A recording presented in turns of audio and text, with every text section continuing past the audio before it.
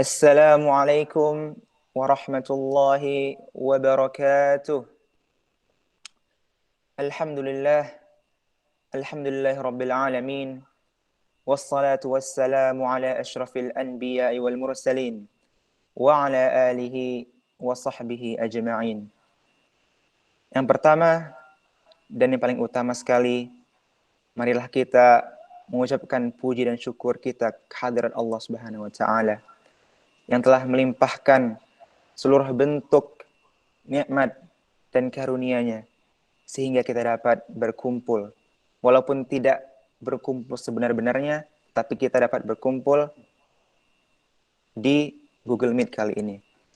Dan salawat dan salam semoga selalu tercurahkan kepada baginda Nabi besar Muhammad SAW dengan mengucapkan Allahumma salli ala Muhammad wa ala ali Muhammad. Ialah sesosok pemimpin yang telah membawa zaman Islam dari zaman yang tidak tahu menahu apa-apa, dari zaman yang orang masih buta huruf, menjadi zaman yang terang benderang akan ilmunya, yang seperti kita lihat pada saat ini. Dan pada sore kali ini, saya akan membahas tentang dosa-dosa besar yang dianggap biasa.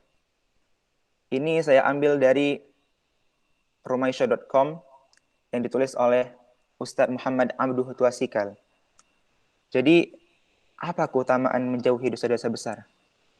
Mungkin kita mengira dengan menjauhi dosa-dosa besar, kita tidak mendapat apa-apa. Tapi sesungguhnya Allah telah berfirman dalam Al-Qur'annya bahwa kalau kita menjauhi dosa-dosa besar, kita dapat dihapuskan dosa-dosa kecil kita. Allah berfirman dalam surat An-Nisa ayat 31, A'udzubillahi minasyaitonirrajim. In tajtanibu kaba'ira ma tunhauna anhu nukaffir ankum sayyi'atikum wa nudkhilkum mudkhalan karima. Jika kamu menjauhi dosa-dosa besar di antara dosa-dosa yang dilarang, kamu mengerjakannya, niscaya kami akan hapus dosa-dosamu. Menurut tafsir Ibnu Jarir At-Tabari, dosa-dosamu maksudnya itu adalah dosa-dosa yang kecil, atau bahasa Arabnya adalah al-lamam. Maka dengan menjauhi dosa-dosa besar, kita dapat menghapus dosa-dosa kecil yang kita punya. Misalnya apa?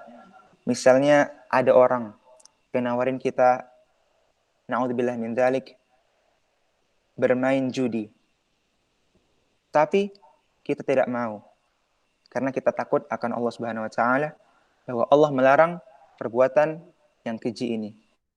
Oleh karena itu, menurut ayat ini, selain kita terhindar dari maksiat yang besar itu, atau dalam hal ini judi, kita dapat menghapus dosa-dosa kita yang kecil juga.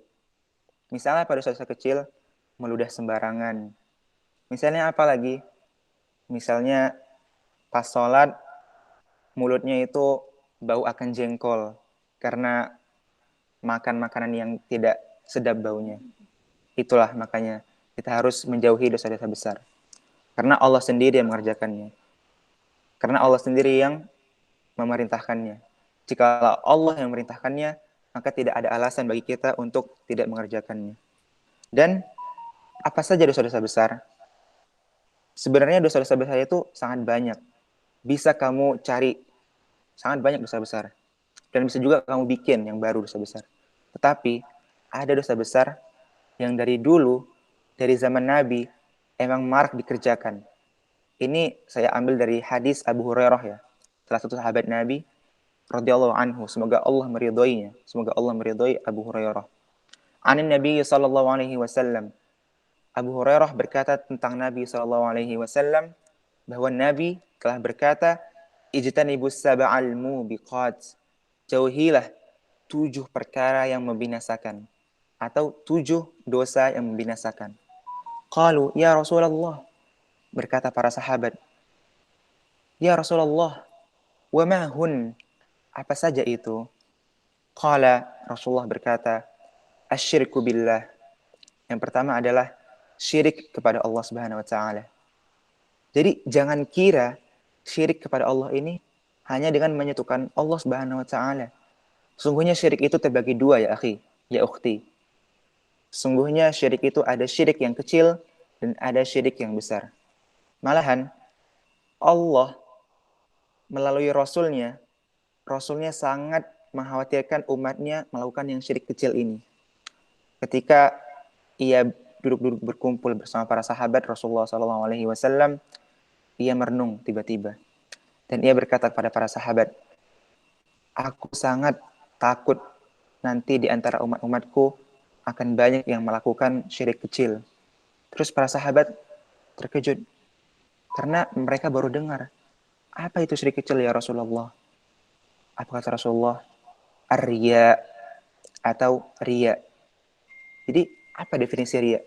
Kita harus tahu dulu nih. Apa sih sebenarnya arti riya itu? Jadi menurut ulama-ulama tafsir hadis, arti riya adalah melakukan sesuatu karena manusia. Atau bahasa Arabnya itu ya'malu amalan li ajlin nas. Dia itu mengerjakan sesuatu hal karena manusia. Misalnya, kan kita sering lihat nih di caleg-caleg, dia itu kalau sebelum pemilihan selalu sholat, tapi di belakangnya selalu ada tim yang memposting dia nanti di Instagram atau di Facebook. Atau capres-capres yang sebelum pemilihannya agar dia dipilih, dia sering berzakat tapi terang-terangan.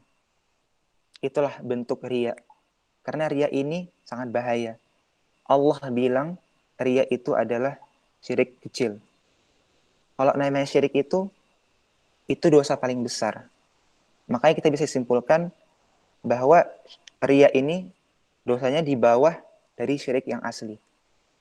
Tapi syirik yang asli ini kan sudah ma'ruf, sudah diketahui banyak orang. Jadi mungkin saya di sini hanya sedikit membahasnya. Mungkin syirik besar ini misalnya seperti kita percaya terhadap bintang-bintang seperti bintang Virgo, bintang Sagittarius dan lain-lain. Tapi syirik kecil ini yang paling banyak dilakukan oleh umat manusia. Itu yang pertama, syirik kata Rasulullah.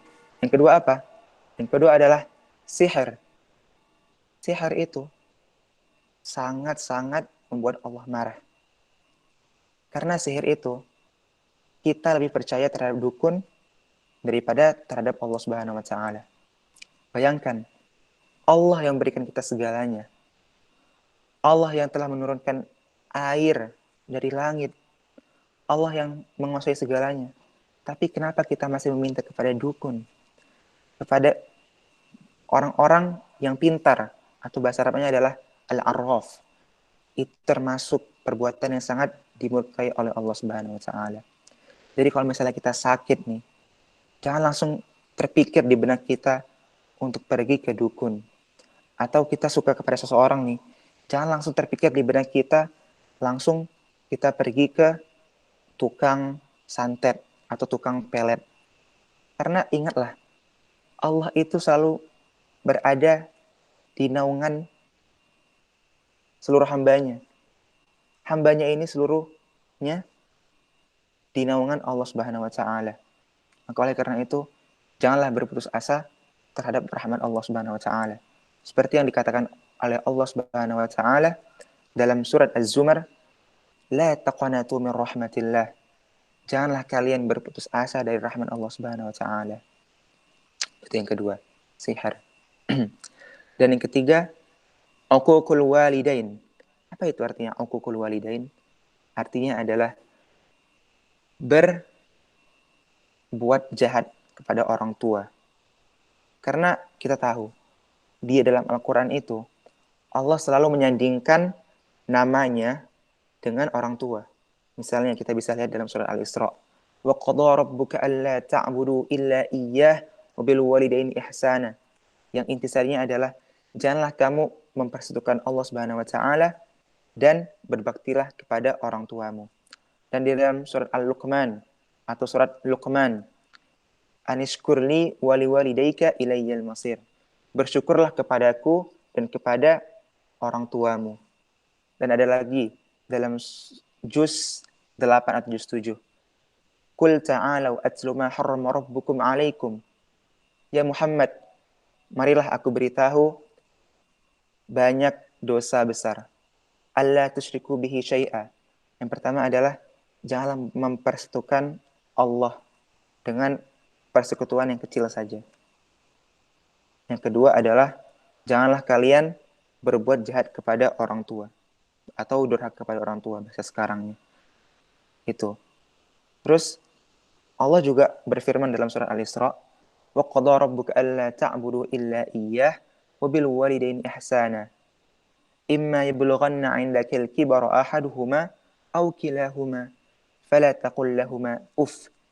Janganlah kalian berkata, kalau dalam terjemahan bahasa Indonesianya itu tetapi kalau menurut ulama tafsirnya bernama Ibnu Jarir At-Tabari yang sangat terkenal dengan tafsir At-Tabarinya, ia berkata bahwa arti dari uf itu bukan hanyalah karena itu hanya arti dari supaya mudah gitu orang menangkapnya.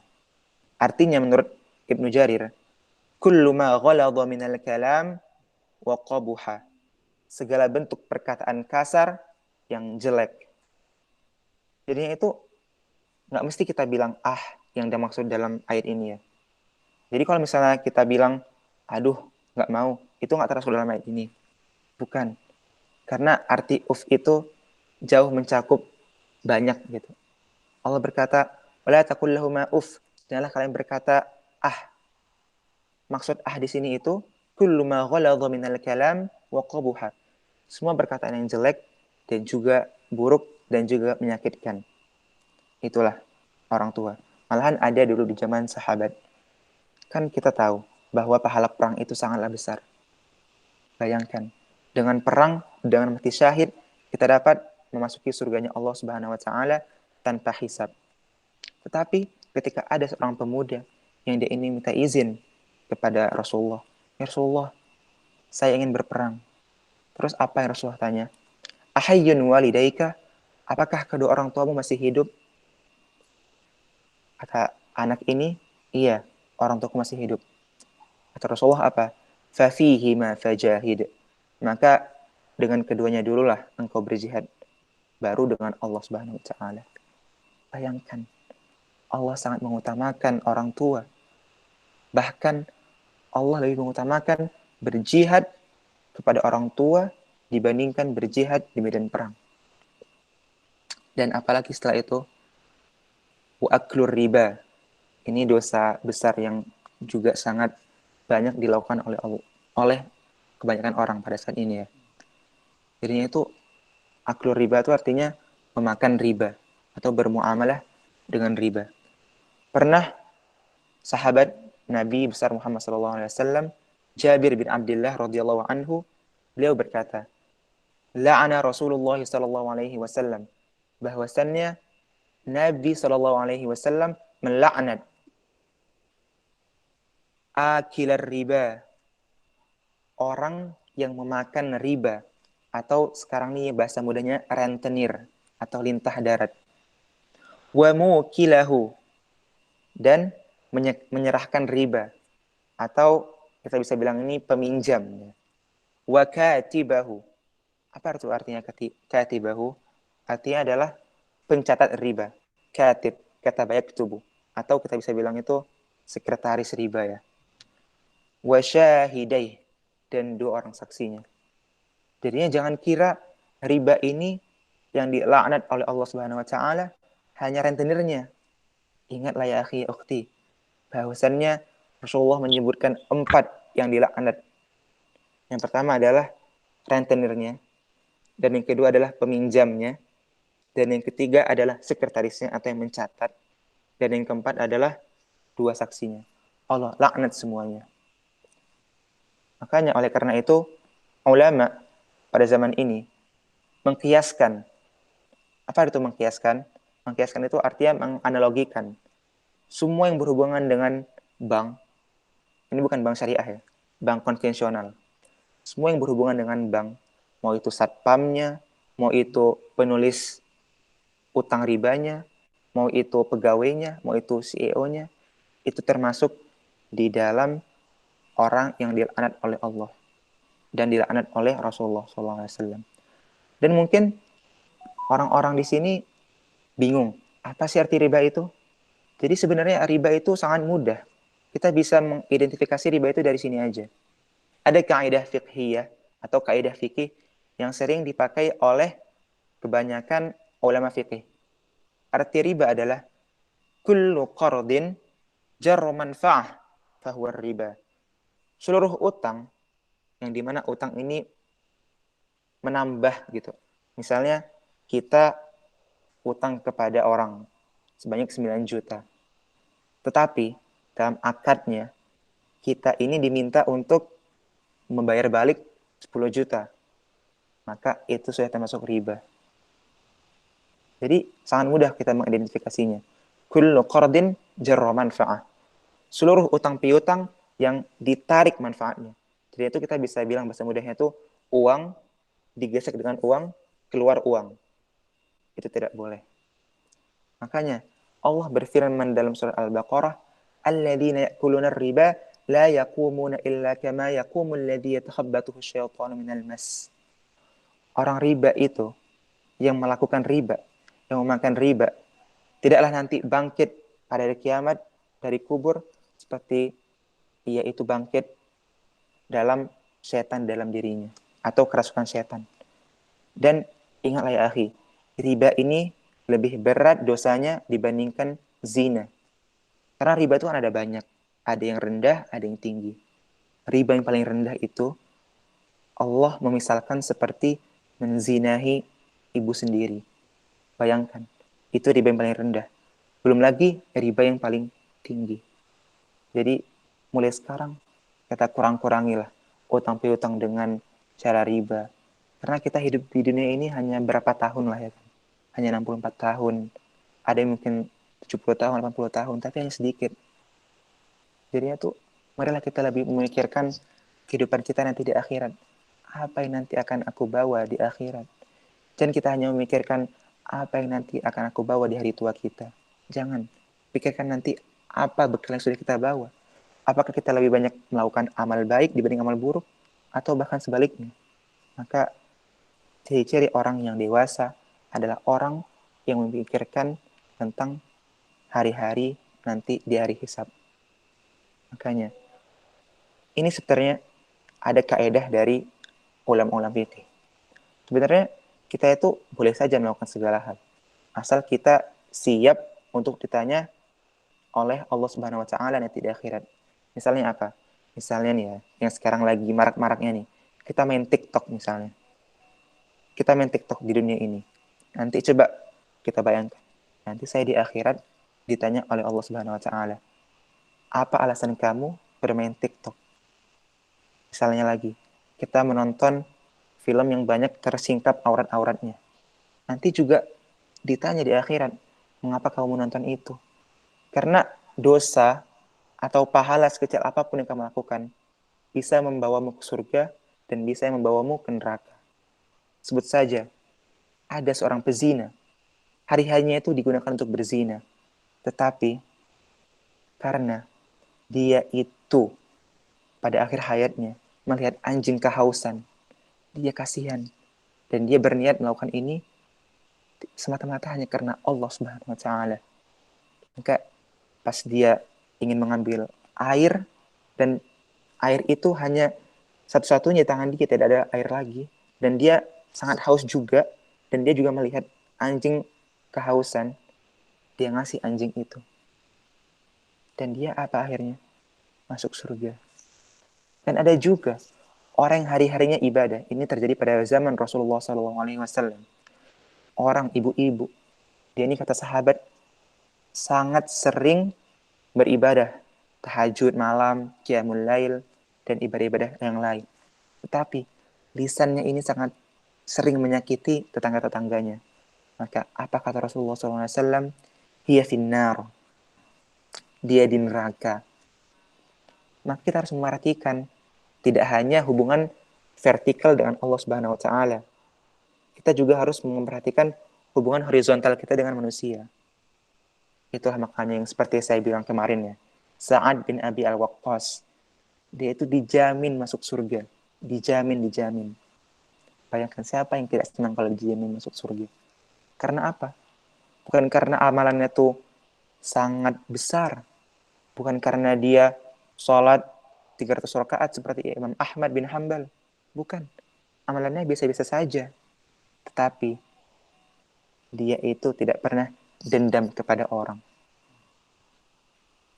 Maka itulah pesan terakhir, jangan kita meremehkan dosa sekecil apapun dan pahala sekecil apapun.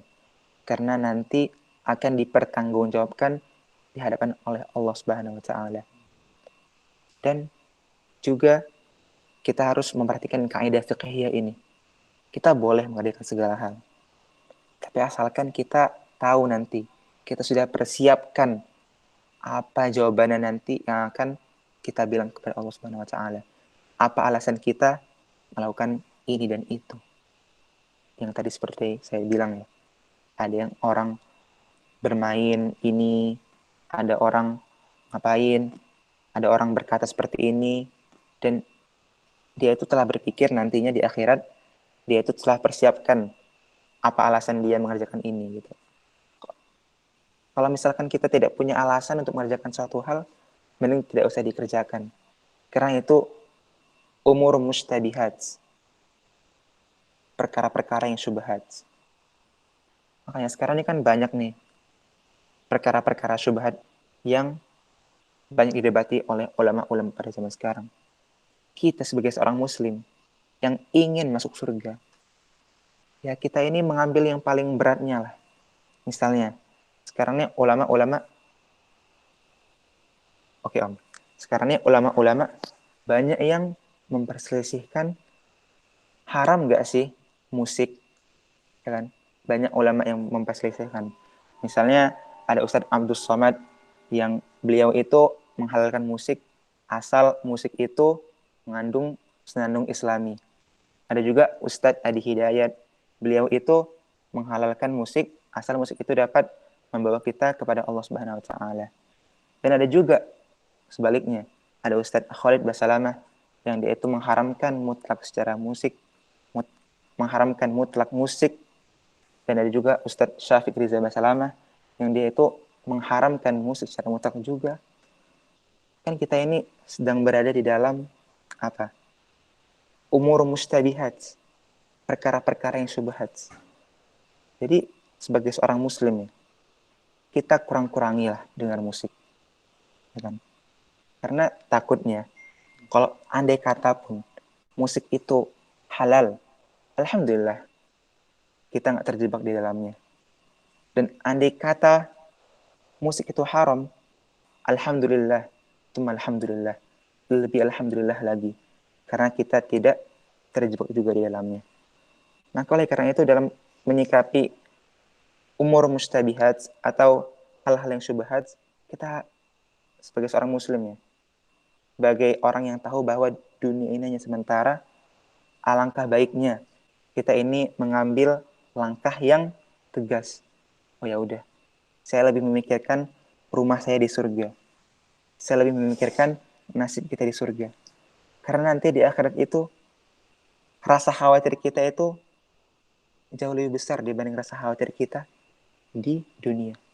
Bayangkan, apa coba pikirkan dalam hati kita. Apa yang paling saya khawatirkan di dunia ini? Misalnya apa? Misalnya saya sangat khawatir uang saya nanti dicuri orang. Atau saya sangat khawatir anak saya nanti sakit atau dicuri orang. Ingatlah ya akhi, di akhirat nanti orang-orang sibuk dengan dirinya sendiri. Yang bapak, yang anak, yang ibu, nggak ada yang kenal lagi. Mereka sibuk dengan amal-amal mereka. Yauma yafirrul mar'u min akhi. Ingatlah hari di mana saudara-saudara itu lari-larian, tidak saling peduli. Itulah hari di padang mahsyar. Yang dimana di padang mahsyar ini kita mengantri sampai-sampai saking ramenya itu kita tidak bisa melangkahkan kaki sedikit pun karena padatnya orang di mahsyar itu. Kecuali apa? Kecuali orang yang mendapat syafaat dari Nabi Muhammad SAW dari Al-Quran. Maka oleh karena itu, sekarang ini, di bulan Ramadan, bulan turunnya Al-Quran, bulan amalan dilipat gandakan. Marilah kita banyak-banyak membaca Quran. Marilah kita banyak-banyak bersalawat kepada Nabi Muhammad SAW. Jadi jangan kira salawat itu yang kita hanya mengucapkan Allahumma salli ala Muhammad wa ala ali Muhammad. Itu hanya pujian kita kepada Nabi Muhammad SAW. Atau hanya kita mendoakan supaya Allah memuji Rasulullah SAW. Tidak. Karena Rasulullah pernah bersabda, Man shalla alayya salatan, barang siapa yang bersalawat kepadaku dengan satu salawat, sallallahu alaihi biha ashran, Allah akan bersalawat kepadanya 10 kali. Bayangkan, apa itu salawat? Salawat itu adalah bentuk pujian paling tinggi dari Allah Subhanahu wa taala pada hambanya. Apa rasanya jika kita disalawat oleh Allah Subhanahu wa taala 10 kali, dipuji oleh Allah 10 kali. Kita saja dipuji oleh manusia sudah kelepek-kelepek, apalagi dipuji oleh Tuhan semesta alam. Dan apa jadinya? Kita dicintai oleh Allah Subhanahu wa taala. Seluruh amal kita insya Allah kalau dicintai ya, kalau yang nama dicintai pasti akan diterima, dan seluruh dosa kita akan dimaafkan. Maka oleh karena itu kalau ada waktu senggang, hendaklah kita bersalawat kepada Nabi Muhammad SAW. Allahumma salli ala Muhammad wa ala ali Muhammad kama sallaita ala Ibrahim wa ala ali Ibrahim innaka Hamidum Majid. Allahumma barik ala Muhammad wa ala ali Muhammad kama barakta ala Ibrahim wa ala ali Ibrahim innaka Hamidum Majid. Itu adalah salat atau salawat Ibrahimiyah. Itu adalah salawat yang dicontohkan oleh Nabi besar Muhammad SAW. Adapun salawat-salawat yang lain, misalnya salawat Badar, salawat Qamarun, itu sebenarnya tidak ada contoh dari Rasulullah SAW. Boleh-boleh saja mensalawati dengan itu, tapi lebih afdol dengan salawat yang dilakukan oleh sahabat-sahabat Nabi. Itu salawat. Dan yang paling terakhir kali nih, mumpung 2 menit lagi ya, saya ingin menceritakan tentang dahsyatnya istighfar. Mungkin ada di sini yang banyak telah mengetahui ceritanya. Jadi pernah pada suatu saat Imam Ahmad bin Hanbal, imam madhab terakhir, yaitu diusir dari kotanya, dari kota Baghdad. Karena pada saat itu rajanya itu raja yang sangat zalim. Akhirnya diusir dan ia pergi ke suatu kota. Dan akhirnya dia tidak membawa apa-apa. Tidak membawa bekal, tidak membawa persiapan untuk penginapan gitu. Dan akhirnya dia mencari suatu masjid. Akhirnya dia sholat isya di sana, sholat isya, dan ia itu diusir sama gori masjidnya, kalau kita bisa bilang bahasa mudahnya, atau penjaga masjidnya. Dia diusir gitu. Soalnya dia mau tidur. Kamu ngapain di sini? Ngapain kamu tidur di sini? Pergi. Ini tempat ibadah, bukan tempat tidur. Karena kan maklum, dulu itu orang-orang belum punya yang namanya Facebook atau Instagram. Andai kata kalau dulu ada Facebook, mungkin dia itu segan sama Imam Ahmad. Oh ini Imam Ahmad, yaudah biarin aja tidur. Tapi dulu tuh nggak ada yang namanya media sosial. Jadi Imam Ahmad tuh yang dikenal itu hanya namanya, nama besarnya, bukan mukanya. Akhirnya dia pergi ke satu, dia jalan dulu kan, jalan-jalan di mana nih ya?